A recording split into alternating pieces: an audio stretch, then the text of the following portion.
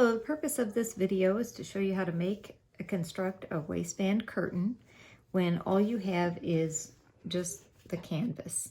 And the reason this is a pre-constructed waistband curtain. As you can see, it's got the canvas underneath, but it's got some pocketing in pleats on the face side of it. Here's another example of a pre-prepared waistband curtain. This has some snug text in the middle, which is also a possibility if you want to use snug text to help keep the shirt in. If for some reason you want to make your own waistband curtain because the pre-prepared ones are not suitable for whatever reason, and you want to match your clothing better, match it to your pocketing, you can buy just the waistband canvas and construct your own curtain from it. And the first thing that you want to do is remove this binding here. And what you're looking at on this side is the wrong side of the canvas.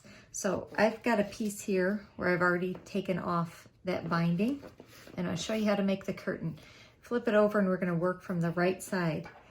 Again, this is just a small piece. You want to use the length of whatever you want your waistband to be.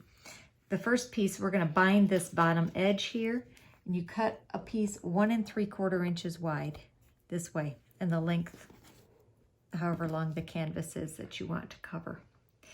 You take that and fold it over the bottom edge of this canvas. Okay, fold that over, and I'm just using muslin here. You'll want to use your pocketing for this that matches your pocketing in your trouser, or for this binding piece you can also use non-fusible wiggin. And then for the curtain piece, you do want to use some pocketing. So this piece should be 4 1/2 inches wide this way, and this will be suitable for a waistband that's 1 1/2 inches wide, a trouser waistband 1 1/2 inches wide. So take it right sides together. First, match up this with the edge that you just created with that binding, this binding here. Pull it up for a pleat about 1/4 inch lower than that edge there. Okay,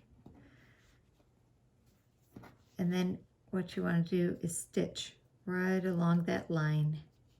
But in order to make sure it's the right length, you need to measure this width to 1 3/4. I'm going to do that. I want to make sure it's pretty close to 1 3/4. That's a little bit off.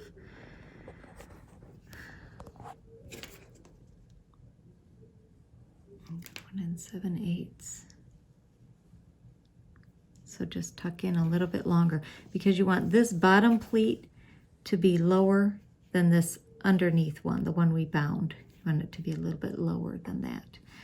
I'm going to show you why in a minute. So I want to get this to 1 3/4, and it is. I've measured that so that it will be right, that pleat will be right where I need it. Then what we're going to do is sew a tiny pleat in here, about a scant 1/8, closer to a 1/16 inch, right there along that edge. Through all these layers, you're going to sew it through the pleat and through this binding on both sides. So I'm going to hold this together and take that to the machine. I'm going to check it on both sides and make sure it's all even.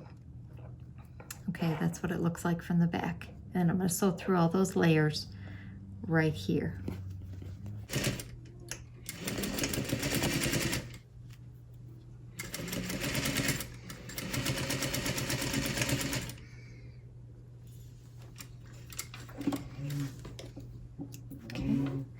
So I've sewed in my pleat, and then what's left to do is you just pull this up.